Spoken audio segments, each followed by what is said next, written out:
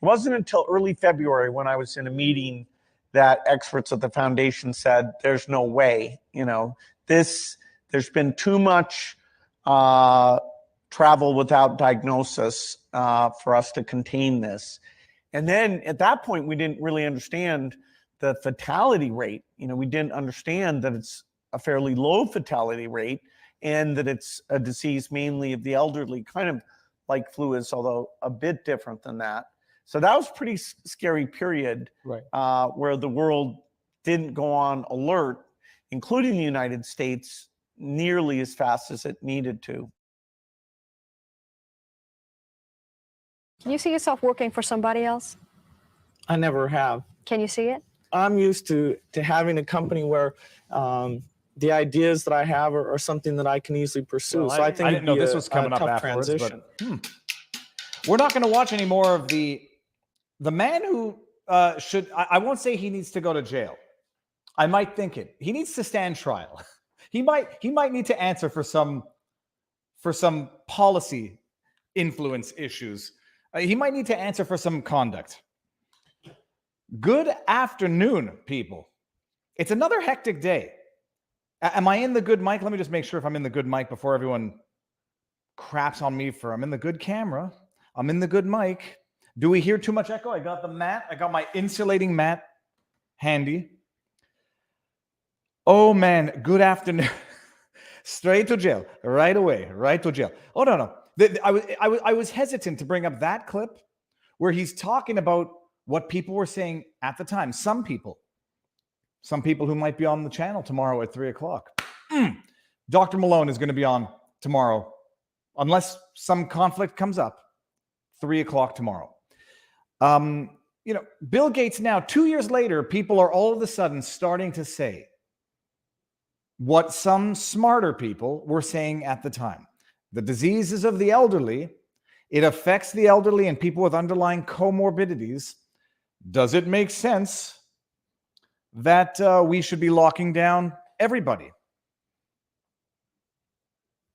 Mark. I won't say that I do exactly what the audience says, but when I go jogging with my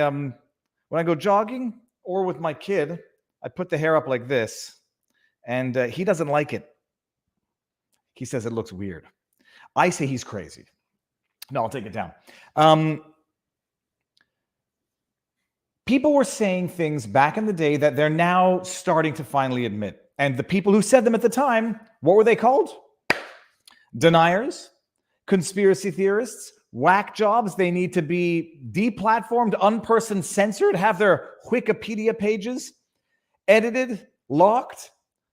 Oh yeah, no, but now, what are they saying now? There's someone, I forget who it is, talking about we should have basically a forgiveness period for everything that was said and done in COVID, because the world didn't know.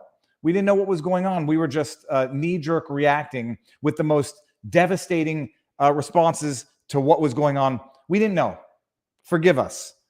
Forgive us for our stupidity, our gullibility, our dishonesty, our incompetence. Forgive us now. We want to move on. Forgive us now a week before midterms in the States. Forgive us now before there's a massive shift in political tide, public opinion.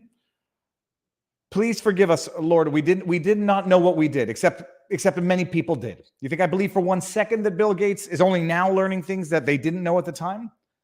Now, the other clip I was going to put up was Bill Gates talking about the educational or intellectual deficiencies that are going to affect a generation of children, a generation of kids that's going to most disparately impact low-income families, families in poverty, minority families. Bill Gates' kids are going to do just fine, though. Bill Gates' kids are going to do just fine. Why? Well, because, his kids didn't miss school. His kids didn't have to have remote learning. I'm going to pull that clip up. His kids were fine. Viva clips Bill Gates. But they were, and you'll see where I'm going with this. They were called conspiracy theorists at the time. They were called deniers at the time. They were demonized. The people who said, "Is what we're doing good? Is it right? Even if there is an issue, is what we're doing going to resolve that issue, Or is it actually going to exacerbate certain underlying issues? Here, check. Get a load of this one, people. Bill Gates, right to jail right away. Listen to this. If all we would have had to do was say a 45-day lockdown, Just a 45-day I think lockdown we of would the have world. gotten pretty good compliance. Compliance. It says the lockdown starts extending out, and the lockdown hasn't dropped the cases to zero. So the counterfactual of, okay, how much worse would it have been if we hadn't had this lockdown is unclear. There was a lot of uncertainty about, for example, school shutdowns. To this day, there's still arguments about how many cases that avoided. It's pretty clear because young people don't get sick from the disease very often, that we probably, if we knew everything we know today, we would have shut schools down a lot less than we did during this pandemic. I mean, yes, it's tricky for the elder adults. It's tricky in a lot of ways. And but you mean by that Why high school is he number. talking? exactly. Who gave for this guy college, authority? going virtual tends to work awfully well. Listen to The this. infection levels are a little higher as you get up into that age group. But K through 12, we have a learning deficit that will Wait take us for a it. long time to erase that. And sadly, it's a deficit where the inner city it's where it's almost 2 years. Suburban schools less, private schools in some cases, like my kids, almost no deficit at all. Right to jail, right away. Right to jail right away. Let me share that. Let me share that link around. Right to jail. No, I shouldn't have said right to jail right away. That's the meme. Right to trial. My kids, not at all. My kids are going to be just fine. I'm going to share that link in the chat. And we are also simultaneously streaming the Emergencies Act inquiry for anybody who's interested in watching that on another Rumble stream. So I'm sort of cannibalizing myself here to do a public service so that people can watch the Emergencies Act stream. Right to jail right away. Viva, you inspired my hubby to grow out his curly locks. He looks like a mix of Kramer and Lyle Lovett. It's a good combination, this. All right. So the latest, people. Before we even get into that, let me make sure that we're still good on the YouTubes. Let me make sure that I haven't said anything that's going to get me demonetized on YouTube. Not that I really give a sweet anything about that anymore, but certainly tends to have a negative impact on viewability of videos. You notice it. The videos that they demonetize, they simply do not recommend. They simply suppress the exposure. And lo and behold, it's an amazing thing. They almost benefit from their own self-censorship in terms of political narratives and so on. But we're still good. We're still live. We are never forgive, never forget. No. Now they're pretending. They're pretending not to know what people were saying and people knew back then. All right, we're simultaneously on Rumble. We're going to go to Rumble in a bit. Standard disclaimers. Anybody who wants to support the channel, Rumble rants and super chats. YouTube takes 30% to super chats. If you don't like that, Rumble has the Rumble rant. Rumble takes 20% of that. So better for the creator, better to support a platform that actually supports free speech. Absolutely no obligation, etc. The best way to support the channel, share away. Share word of mouth, especially when one of my Twitter mouths has been temporarily muzzled 2 weeks before the 2 weeks before the trial. We're going to get to this. Catherine Engelbrecht, Greg Phillips arrested for not ratting out their informant. Pray for them. The Great Reset has become the Great Awakening. We're going to get to that. We talked about it yesterday. We'll get to it. I'm going to keep it starred so I know to come back to that super chat. Thank you very much. So yeah, I'm still locked out of my Twitter account, and that's what we're going to talk about today and some other stories. But before we even do that, you may have noticed, people, they haven't gone after my sponsors yet. There's a little, it says this stream contains paid promotion because I've got some ballsy, courageous, good sponsors who are not just good because they sponsor me. They make good stuff. They do good stuff. The first one that I will be proudly promoting today, Field of Greens. Everybody is supposed to have 5 to 6 servings of vegetables a day. Most people don't do it. I do it.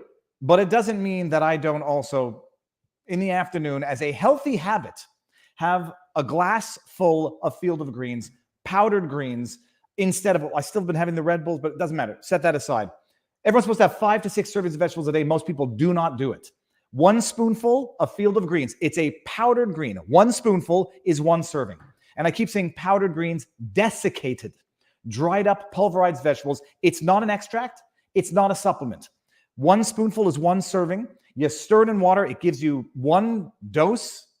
Is that what they call it? Not dose. 1 serving of fruits and vegetables. It's got antioxidants, all the powerful stuff that vegetables have that most people don't get enough of in a day, because life is what it is. And as I found out, they don't offer fresh vegetables at a lot of fast food joints.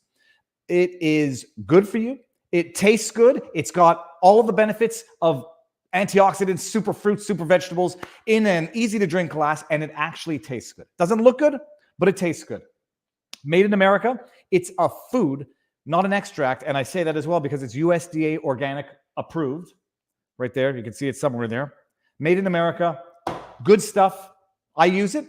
I ingest it. And it's good. It's a healthy substitute that will get you to drink a glass of water, get a serving of vegetables once or twice a day.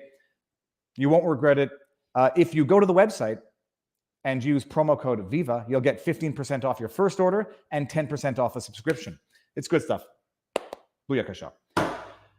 All right, but first, before we go onto the stream on exclusively on Rumble, it's Halloween, people. It's Halloween. Tonight is my favorite night of the year. I remember once upon a time in Canada, they canceled Halloween. They canceled Halloween. It was the year before COVID, actually. Oddly enough, I think it was the year before COVID. They canceled Halloween because it was too windy. They had to protect the people. You know, forget parents making decisions for their kids. The government made the decision to cancel Halloween in Montreal. I actually made a video about it, but a funny story, just so we can start off on a light note. Funny as in trick-or-treating canceled in Michigan neighborhood after massive cockroach infestation. The nanny state, this might be gross. I mean, I might be asking why there's a massive cockroach infestation so big that somewhere in Michigan, they decide they need to play mommy and daddy and cancel Halloween for the neighborhood. Why the hell is there? Why are there so many cockroaches? But listen to this. Garbage collectors discovered the roaches and called police. I don't know how this leads to Halloween being canceled. A Michigan neighborhood shut down trick-or-treat festivities this year after a vacant house on the block became overrun with cockroaches, sparking fears the vermin would travel home with revelers. Sounds gross. How the heck does this happen? And how does the house develop an infestation without anybody knowing? What's in that house? And how does this all happen? I would say only in Michigan, but I don't think this is only in Michigan. It doesn't matter whether you're a tidy person, a hoarder. Roaches come in all of these houses. Becky Wallace, who lives near the infested home in Wyandotte, told Click on Detroit. The city is located 11 miles south of Detroit. City officials decided to cancel trick-or-treating near the 20th Street, closing sidewalks in the area due to the infection. So it's not really canceled, people. You just have to go walk a few blocks out of the area. Officials fear people could step on cockroach eggs and spread them throughout the area. It is in the best interest of the citizens to close 20th Street and the sidewalks, yada, yada, yada. And you know, it's funny, but it's not funny. That's disgusting. Walking on the street could help kill the cockroaches, but their eggs could spread and survive. Okay. Anyhow, those are the realities. A garbage man was the first to spot the infestation. Yada yada yada. I guess those are the risks and perils of life in Michigan. Halloween is not really canceled, however. It's just they just have to do it somewhere else. So Whitmer was there. Oh boy, Grunt 167. We get jokes. The next story is not so funny. And it's actually just like, I mean, your amount and message will be public. Hold on. What does that mean? Cade just, your amount and message will be public. What does that mean? Anyways, thank you for the super chat. What do we hear? Cheryl Gage is saying what a lot of people have been saying. Never got the jab. Now I don't trust the government even a little.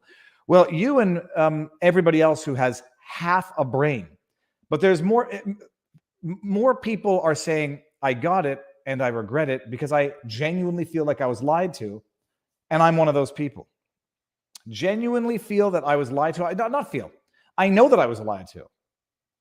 Because, I know some of you don't like my excuse, but for those of you who know why I chose to get the V, it was over a year ago, August 2021. So, I don't know. If anything happens to me within the next short while, it was no boosters, and there will be no boosters for me. But one of the reasons, and you all know this, why I felt compelled, felt pressured to get it, was because I was, a neighborhood individual back in Montreal. And I used to play in the park with the kids from the daycare where my kid went to school. They would go out to the park and I would hear them say, David, David. And I would come out with fossils and whatever. And I didn't, at the time they said, even if you're not at risk, you get it to prevent transmission. You don't want to infect granny. And I didn't want to be the fringe minority with unacceptable views dude on the internet who infected a daycare of kids, and God forbid got one of those kids killed, died from the, now we know. They didn't test for transmission. Those trials had nothing to do with transition. They were moving at the speed of science. They were moving at the speed of science. We know that now. That means I was lied to. I'm just happy. I have a healthy ticker. I eat my greens in raw format and in drinkable format. It was not the bowling compulsion, people. People forget, like when Quebec had the vaccine mandate, I didn't go to restaurants. I specifically did not go anywhere where you had to show a bloody QR code. There was the one, and I went to the bowling alley not realizing it. And you show up to a bowling alley with 4 kids. And I know some people think I'm a coward for that and whatever. Everybody's entitled to live your life the way you want to live it. But so that's it. Yeah, no, that's it. The vaccine, and now we got Bill Gates saying, well, the kids are very much not at risk. You got Bill Gates saying kids are very much not at risk, and then you got Dr. Eric Fagel-Ding on Twitter, which I can no longer access. Gosh darn it, saying, "Oh my goodness, if we don't wear masks, then the kids are going to get it, and then 7 out of 30 kids are going to get long COVID." It's yeah. Oh my goodness, that's one heck of an avatar. That's a Halloween avatar right there.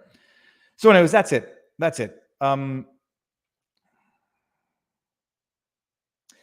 Halloween.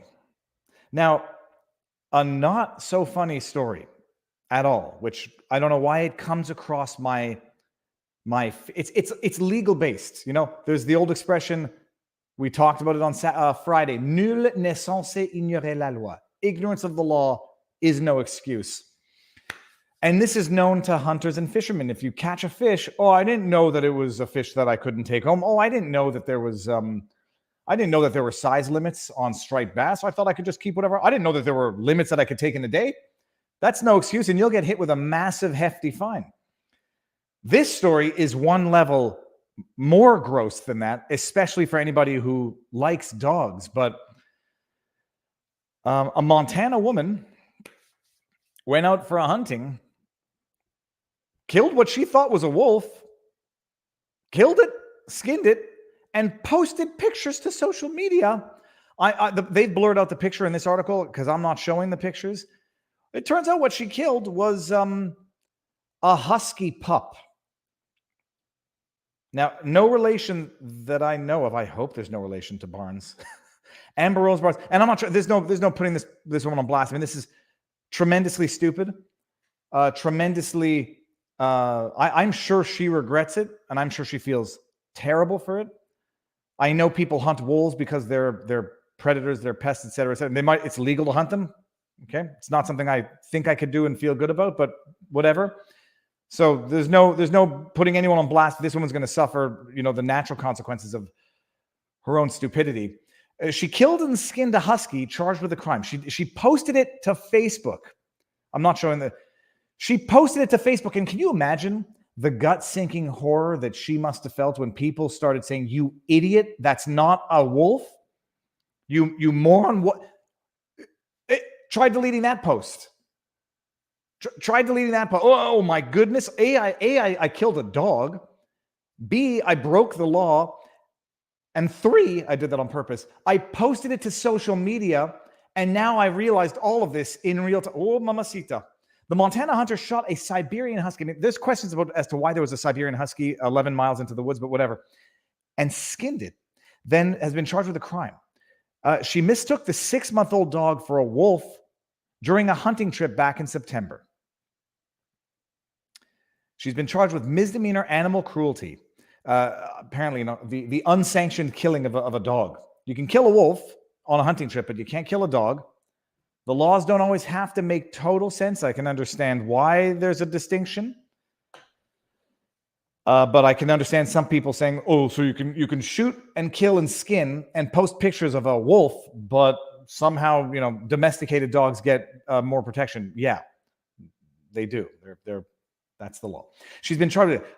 The 36-year-old hunter may have sealed her fate by bragging about her kill on social media. So this morning I set out on a solo predator hunt for a fall black bear. However, I got the opportunity to take another predator, wolf pup, 2022. Okay. I mean, I don't know who can't tell the difference between a husky and a wolf. The husky was one of a dozen or so dogs that were abandoned in the Flathead National Forest, and that's where Barnes encountered the dog. She claimed that she shot the dog in self-defense, saying the dog was acting wild and aggressive. This was after a wave of online outrage. Can you imagine it? Like when people do the hunting thing for like lawful kills wherever, and they get massive back. Can you imagine the backlash that she must have gotten? She'll appear later this month to face charges. Ignorance of the law is no excuse. Ignorance is no excuse. Don't be an idiot. And that's not to say like don't post to social media evidence of your crime, says the guy who used a drone to go fishing, but it was not illegal in Quebec, although I subsequently discovered it was illegal in Vermont. Jake Paul-esque level, my goodness. But here's another thing. I genuinely feel bad for her as well, because I have no doubt she is mortified. She didn't know what she did. Otherwise, she certainly wouldn't have posted it to social media.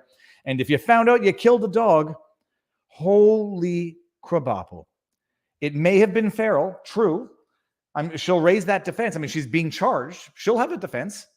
I mean, you come across even if it's a domesticated dog, 11 miles into the wilderness, I can imagine that making someone, feel somewhat threatened.